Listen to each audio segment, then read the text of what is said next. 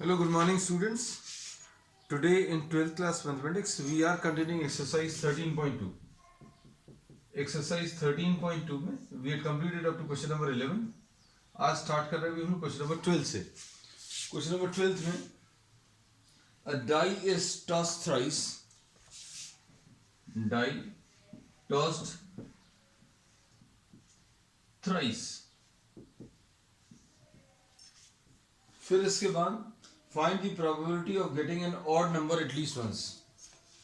Probability of odd number at least once. ये निकालना है. Probability of getting an odd number at least once. At least once अगर कहीं पर कुछ भी चाहिए, ये याद रखना. Just as a trick. At least once अगर चाहिए, this can be found out 1 minus probability of none. इसका मतलब क्या है? 3 डाइस को अगर आप थ्रो करेंगे, अच्छे समझना, एटलीस्ट वंस का मतलब क्या है? एक पर सक्सेस आना चाहिए, कम से कम एक पर. अब इन्होंने सक्सेस को इसको बोला है getting an odd number.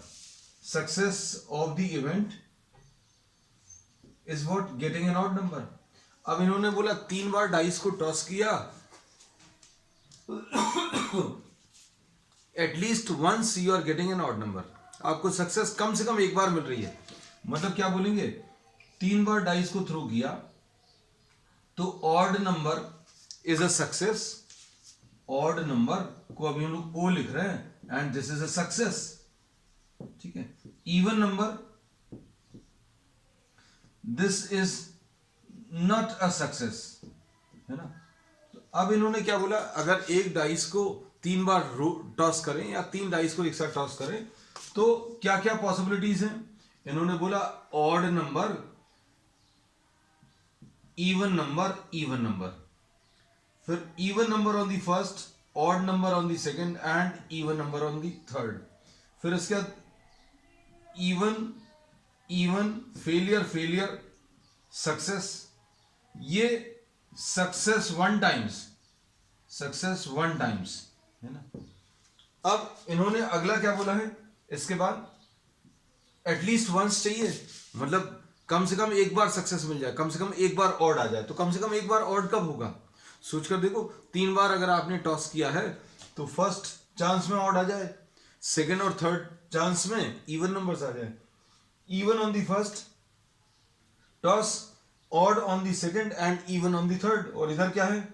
Even on the first, even on the second and odd on the third. फिर इसके बाद क्या है? और क्या पॉसिबिलिटीज है? You are getting odd on 2 tosses. कम से कम एक बार सक्सेस मिले तो 2 बार भी हो सकता है, 3 बार भी. इन्होंने बोला कम से कम एक बार. तो ऑड ऑड इवन या ऑड इवन ऑड या फिर इवन ऑड एंड ऑड, ऐसा कुछ हो सकता है. So here you are having success, success 2 times. फिर उसके बाद और क्या पॉसिबिलिटीज है? Getting odd number on all the 3 successes. लेकिन इसमें इन्होंने बोला एटलीस्ट वंस, मतलब इसकी प्रोबेबिलिटी निकालोगे, फिर इसकी प्रोबेबिलिटी निकालोगे, फिर इसकी प्रोबेबिलिटी निकालोगे, और इन सारे केसेस में अभी हम लोग क्या मिल रहा है? सक्सेस मिल रहा है. अब हम लोग क्या करेंगे बच्चों? ध्यान से सुनना. आप इन सारी प्रोबेबिलिटीज को निकालकर ऐड करने की जगह अब आप देखो एक पॉसिबिलिटी और बचती है. वो क्या है? Failure in all the 3. मतलब ये टोटल सैंपल स्पेस आ गया, मतलब ये सारी पॉसिबिलिटीज आ गई. अगर आपने 3 डाइस को एक साथ टॉस किया तो odd even even, even odd even, even even odd, या फिर 2 में इवन, या फिर 3 में 2 में ऑड, सॉरी, और 3 में ऑड, या फिर तीनों में even. These are the total possibilities. मतलब इन सभी की प्रोबेबिलिटीज मिलाकर, किस सब की बच्चों? ओ ई ई. ये एक बार समझ लो अच्छे से, फिर उसके बाद आपको इतनी मेहनत नहीं करनी पड़ेगी. Probability of even odd even plus probability of even even odd plus probability of O O E plus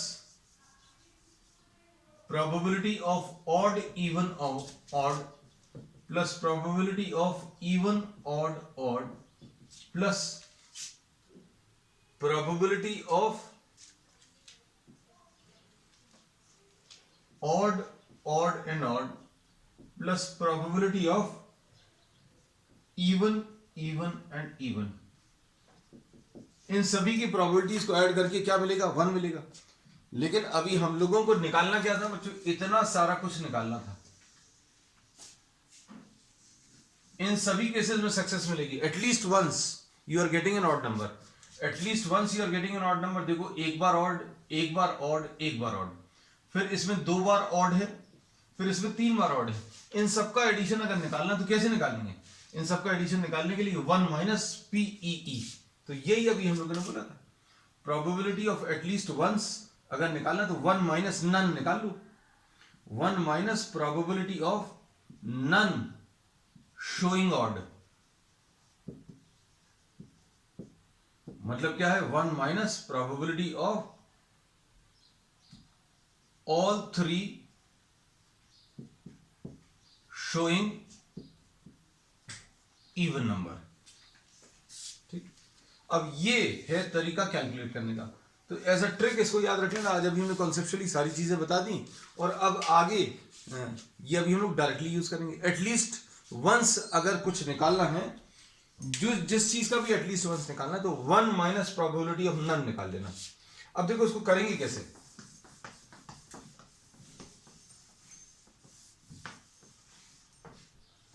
Probability of at least once odd will be 1 minus probability of none odd. None showing odd number मतलब all the 3 dices are showing even numbers. और even number की chances क्या देंगे बच्चों? Probability of showing an even number, ये तो बहुत simple है। Sample space क्या आ जाएगा? 1 2 3 4 5 6। अब probability of ऑड नंबर्स 1 3 5, ये कितना आ जाएगा? 3 केसेस फेवरेबल हैं और टोटल केसेस 6 हैं, तो 1/2। Probability of showing an even number, तो 2 4 एंड 6 ये इवन नंबर्स हैं, तो ये these are 3 cases and total cases बच्चों 6 हैं। तो अब हम लोग इसमें क्या बोलेंगे? 1 minus probability all 3 showing even number, मतलब 3/6 ऑन दी फर्स्ट, मतलब पहले वाले पर पहले टॉस में इवन आया, दूसरे टॉस में भी इवन आया और तीसरे टॉस में भी इवन आया। तो ये कितना आ जाएगा सॉल्व करने पर? 1 माइनस 1/8 यानी 7/8 विल बी द आंसर। तो एटलीस्ट वंस अगर कहीं पर भी किसी भी चीज का कैलकुलेट करना तो 1 माइनस प्रोबेबिलिटी ऑफ नन, ऐसा याद रखिएगा। अब इसके बाद क्वेश्चन नंबर 13 देखो।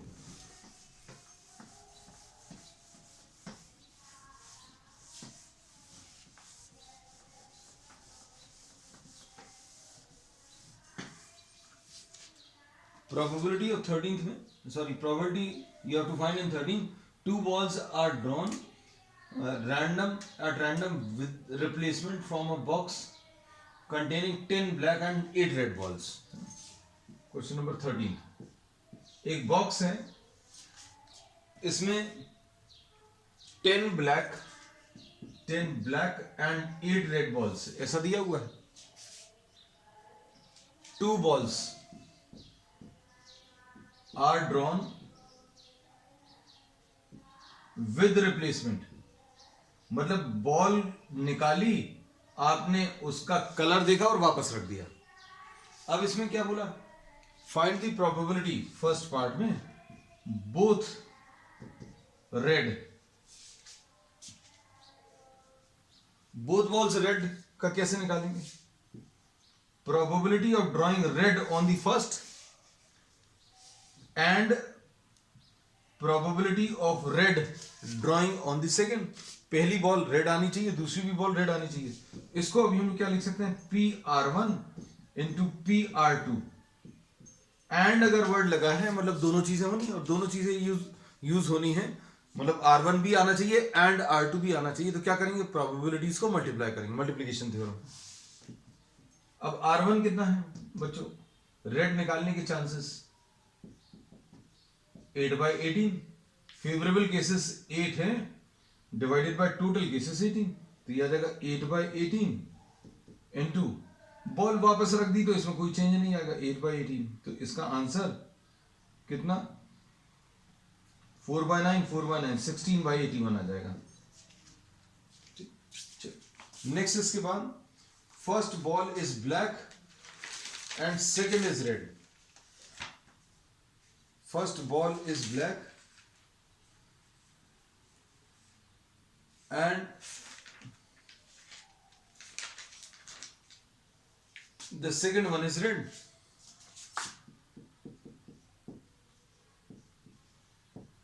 And second one is red. Black on the first and red on the second. तो इसका क्या आ जाएगा? ब्लैक निकालने के चांसेस, तो ब्लैक निकालने के चांसेस 10/18, क्योंकि 10 फेवरेबल, टोटल केसेस 18। रेड निकालने के चांसेस कितने आ जाएंगे बच्चों? 8/18। अब इसमें ये कितना आ जाएगा? 2 5s are 2 9s are 2 4s are 2 9s are, ये तो 20/81। थर्ड पार्ट में क्या दिया है? One of them is black, one is black and one is red. इसमें और पिछले प्रॉब्लम में डिफरेंस क्या है? पिछले प्रॉब्लम में ये दिया था कि पहली वाली ब्लैक है और दूसरी वाली रेड है। अब इन्होंने बोला एक ब्लैक निकालना चाहिए, एक रेड निकालना चाहिए। मतलब क्या हो सकता है? You can have 2 possibilities. 2 possibilities क्या हो सकती हैं? You can have black on the first chance and red on the second, और red on the first and black on the second. और ये और वर्ड अगर आ रहा है तो मतलब आपको प्लस करना है, एंड आ रहा है तो मल्टीप्लाई करना है, ऐसा याद रखिएगा। So probability of B1 and R2 plus probability of R1 and B2, ऐसा निकालना। B1 कितना आ जाएगा बच्चों? ब्लैक निकालने का, ब्लैक फेवरेबल 10 है, टोटल 18 है। और R2 कैसे मिलेगा? Second ball 8/18 plus R1 8/18, B2 10/18, तो ये 5 आ गया, ये 9 आ गया, ये 4 आ गया, ये 9 आ गया, ये 2 4 9 5 और 9, तो 20/81 और 20/81, ये 40/81। This will be the answer. ठीक, चलो नेक्स्ट इसके बाद question number 14।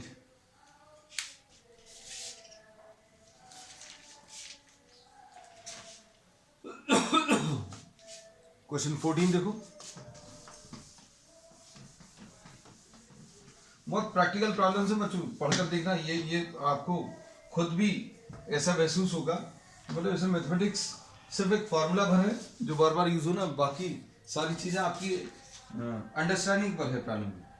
Probability of solving specific problem independently by A and B. If both try to solve the problem independently, find the probability that the problem is solved. अब देखो question number 14,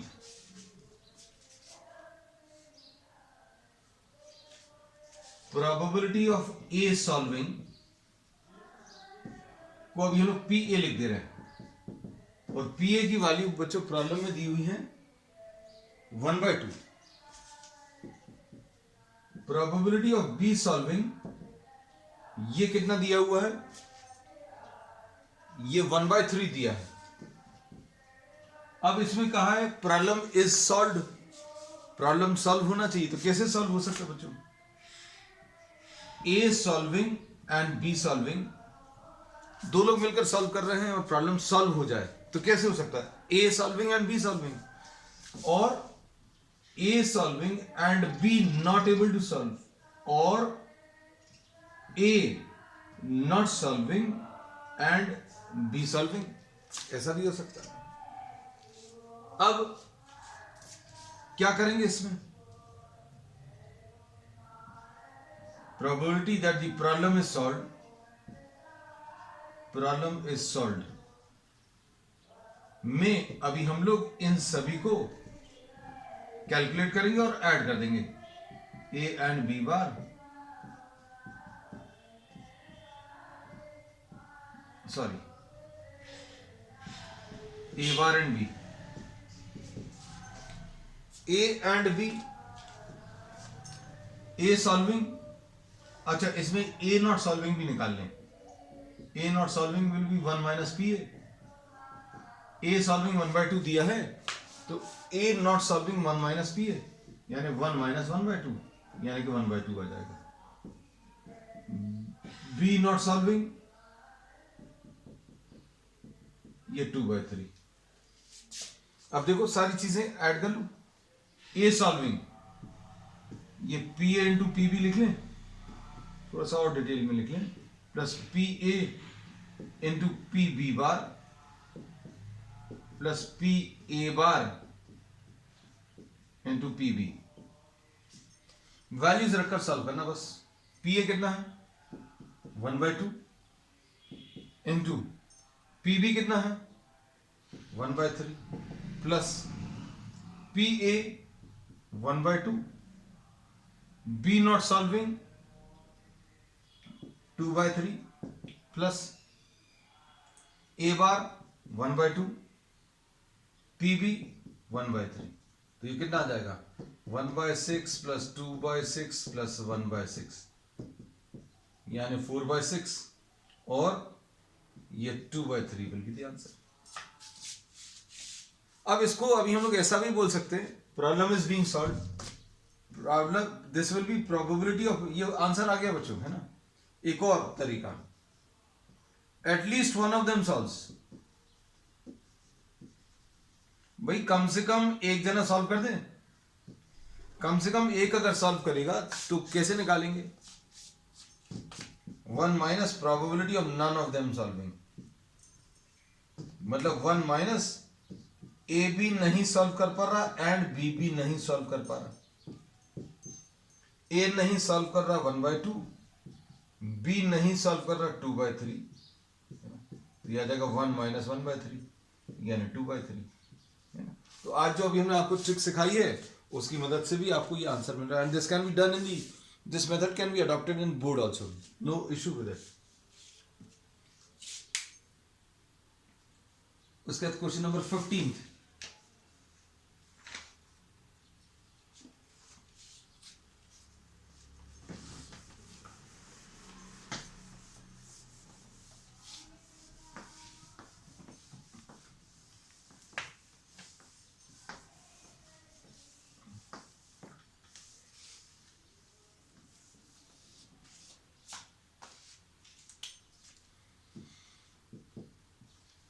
question number 15 में, one card is drawn at random from a well shuffled deck of 52 cards.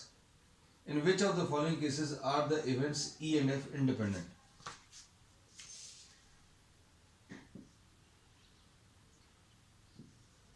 Check for independent events.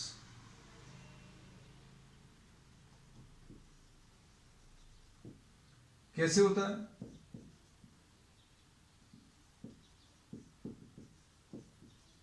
अगर ये satisfy हो रहा है तो first part देखें हम। वन कार्ड इज ड्रॉन, एक कार्ड ड्रॉ किया और is card drawn is a spade. E बच्चों कार्ड इज अ स्पेड, तो प्रोबेबिलिटी ऑफ ई कितना आ जाएगा 13/52। एफ क्या दिया है, card drawn is an ace, तो प्रोबेबिलिटी ऑफ एफ क्या आ जाएगा, एस कितने होते बच्चों, देयर आर 4 एसेस, तो ये 4/52 आ जाएगा। तो ये कितना आ गया 1/4, ये 1/13। अब क्या बोलेंगे, probability of E and F क्या होगा, भाई कोई कार्ड ऐसा है जो दोनों में कॉमन हो? स्पेड में कोई एस है क्या? क्या कोई एस स्पेड का है? तो yes, there is only one card which is common to both of these. एक कार्ड होगा जो स्पेड भी होगा और एस भी होगा, सो दिस विल बी 1/52। अब P of E intersection F आ गया 1/52। अब PE इंटू PF निकालो, ये भी 1/52 आ गया। Therefore we say PE intersection F is equal to PE into PF. Therefore these are independent events. Second part,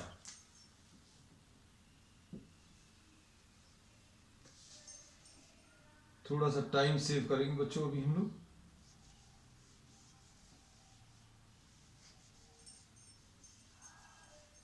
सिर्फ fill in the blanks करने वाले हैं अभी हम लोग, है ना? इनकी वैल्यूज पर रखने वाले हैं। ई इसमें क्या है? E is getting a black card. और एफ क्या है बच्चों? किंग है, गेटिंग अ किंग। अब बताओ ब्लैक कार्ड्स कितने होंगे बच्चों? ब्लैक कार्ड्स 26 है बाय 52, तो ये 1/2 आ जाएगा। किंग कितने होते हैं? 4, तो 4/52 यानी 1/13 आ जाएगा। इधर लिखना है ये 4/52। अब ऐसे कितने कार्ड्स हैं जो ब्लैक भी हैं और किंग भी हैं? There are 4 kings out of which 2 are black and 2 are red, है ना? तो दोनों कॉमन केसेस बच्चों 2 आएंगे। There are 2 black kings, 2 black kings, black भी हैं और किंग भी हैं, तो 2/52, तो ये कितना आ जाएगा? 1/26। तो ये PE इंटरसेक्शन है 1/26 आ गया। PE इंटू PF, PE कितना है? 1/2 और PF कितना है? तो ये 1/26 आ गया। तो अब देखो ये इक्वल है, therefore these are independent events. तो बच्चों ये question number second part of 15th है ना।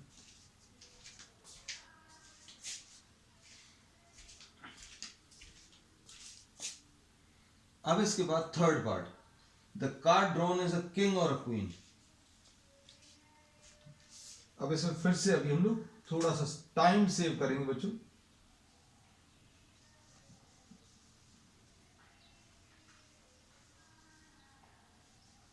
we'll just enter these values, है ना?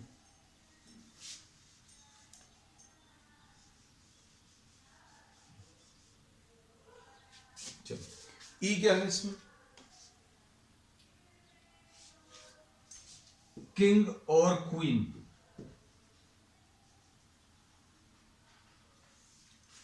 और एफ क्या है? क्वीन और जैक, क्वीन और जैक। अब बताओ इसमें किंग और क्वीन आने के चांसेस क्या आ जाएंगे बच्चों? किंग और queen, there will be 8 cards. 8 cards ऐसे हैं जो इसको सेटिस्फाई कर रहे हैं। 4 किंग्स हैं, 4 क्वींस हैं, 8/52। क्वीन और जैक,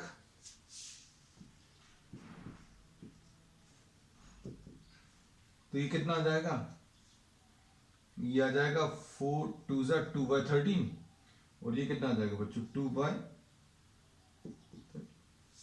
अब इनमें कितने कार्ड्स कॉमन हैं? यहां पर किंग और क्वीन है, यहां पर क्वीन और jack, so there are 4 cards common. तो आंसर 4/52 है ना। There are 4 queens which are common to E and F. अब ये कितना आ गया? 1/13। तो बच्चों पी ई इंटरसेक्शन है 1/13 आ गया। अब PE into PF, PE into PF 2/13 into 2/13, तो ये 4/169 है. So PE intersection F is not equal to PE into PF, therefore not independent. है ना. चलो ये क्वेश्चन नंबर 15 था.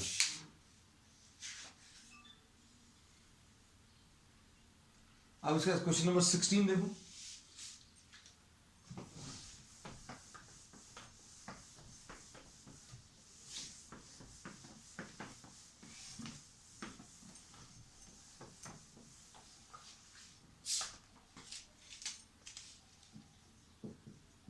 Question number 16. In a hostel, 60% of the students read Hindi newspaper.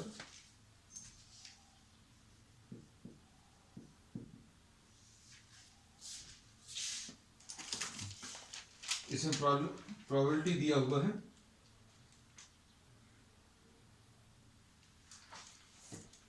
In a hostel, 60% of the students read Hindi. 60 out of 100. 6/10. फिर 40% reads English. Probability of English 40/100, यानी 4/10. And 20% read both Hindi and English. Hindi and English. ये कितना दिया है? 20%.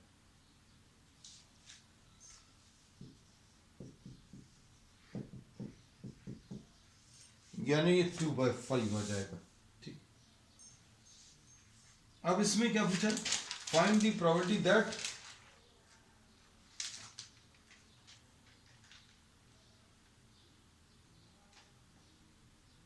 they read, she reads neither Hindi nor English. Hindi paper भी नहीं पढ़ रहा है एंड, देखो इसको ऐसा लिख दे, हिंदी भी नहीं पढ़ रहा और इंग्लिश भी नहीं पढ़ रहा. इसको मैथमेटिकल लैंग्वेज में ऐसा लिखते हैं.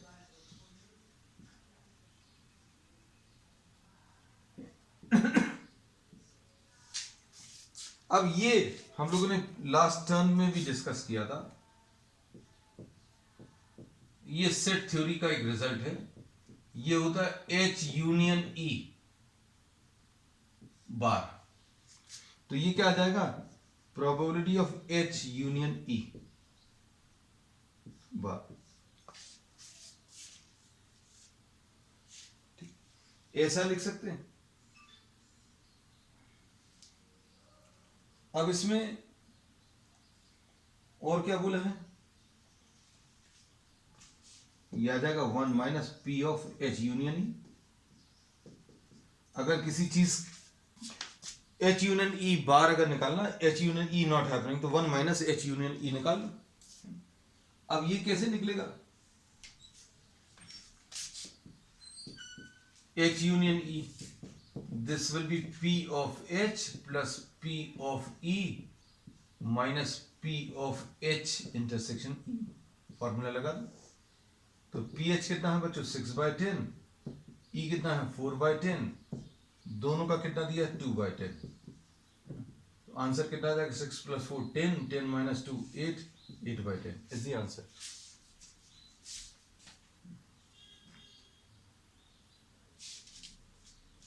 अब ये 8/10 आया है. अब यहां पर 1 माइनस 8/10 यानी 2/10. 2/10 is the answer. First part. Second part में क्या बोला? If she reads Hindi newspaper, find the probability that she reads English.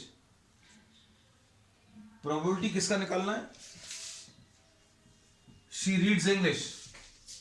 It is given that she reads Hindi. ये conditional probability. देखो क्वेश्चन में अच्छे से पढ़ना, किसकी probability निकालनी है? Find the probability she reads English. Given that she is reading Hindi, तो ये कैसे मिलेगा? P of E intersection H upon नीचे वाले की प्रोबेबिलिटी. बस ये कितना है? E intersection H 2/10 और h कितना है 6/10, तो ये 10 कैंसिल होगा 1/3। ये सेकंड पार्ट। थर्ड पार्ट में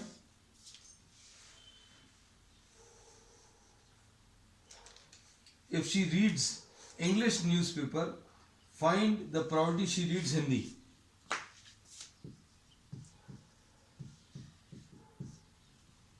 ये कितना आ जाएगा?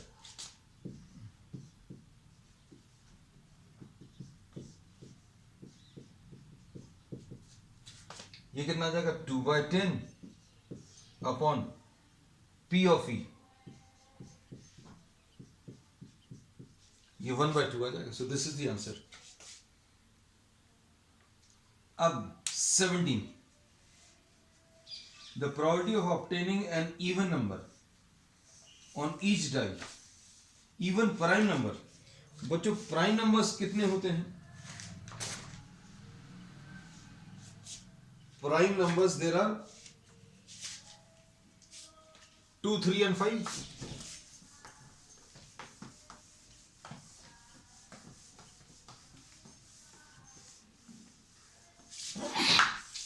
Sorry.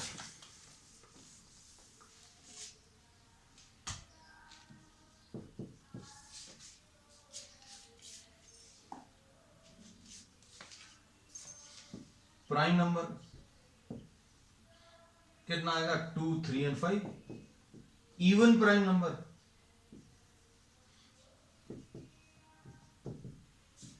2। अब इन्होंने 2 डाइस थ्रो किए हैं और दोनों के ऊपर 2 आना चाहिए। Doublets of 2। ये बच्चों एक ही केस आएगा, तो 1/36 is the answer. So only favourable case will be this one. और टोटल केसेस बच्चों कितने 36 आएंगे। So the answer to this one is 1/36। अब इसके बाद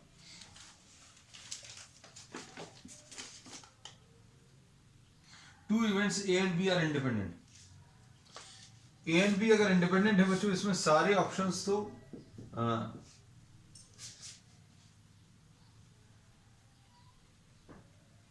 ये क्लियर नहीं है। Two events A and B will be independent if, देखो P is not equal to P is equal to PB, ये सही नहीं है। डी वाला जो है एग्जॉस्टिव के लिए, सिर्फ सेकंड वाला बच्चों ऑप्शन चेक कर ले रहे हैं। A' B', ये आ जाएगा P of A' into P of B', मतलब ये आ जाएगा 1 माइनस PA। A इसको अभी हम लोग ऐसा लिख सकते हैं A' इंटरसेक्शन B', मतलब इंडिपेंडेंट इवेंट्स के लिए फिर अभी हम लोग इसको कैसा लिख सकते हैं मल्टीप्लिकेशन। और ये कितना आ जाएगा 1 माइनस PB। तो बच्चों यही एक ऑप्शन है शायद, हाँ सेकंड वाला बी ऑप्शन इसका। इसको और ऐसे भी कर सकते हैं हम, आपको बहुत सारे तरीके इसलिए सिखा देते हैं, आपको दिमाग में ये आना चाहिए। A' इंटरसेक्शन B' अगर निकालना तो ये कैसे मिलेगा, अभी हम लोगों ने आज भी डिस्कस किया था। यह आ जाएगा probability of A union B, ऐसा लिख सकते हैं। इसके बाद इसको और कैसा लिख सकते हैं बच्चों, 1 minus P of A union B। फिर इसको कैसा लिखेंगे 1 माइनस A यूनियन B का फॉर्मूला लिख लो, PA plus PB minus P of A intersection B। और इंडिपेंडेंट इवेंट्स अगर हैं, देखो ब्रैकेट्स खोले हो, PA माइनस PB। अगर इंडिपेंडेंट इवेंट्स हैं तो इसकी जगह अभी हम लोग PA इंटू PB लिख सकते हैं, प्लस PA इंटू PB। अगर ये इवेंट्स इंडिपेंडेंट है तो इसको PA इंटू PB। अब इसमें से ये तो 1 माइनस PA आ गया, इसमें से माइनस PB कॉमन ले लो तो 1 माइनस PA आ जाएगा। तो ये सॉल्व करने पर 1 minus P A into 1 minus P B, ऐसे कुछ आएगा। तो ये दूसरा तरीका बच्चों इसको सॉल्व करने। So the correct answer is the B option is correct. So this finishes exercise 13.2 and we'll be starting the next exercise on the next time. That's all for today.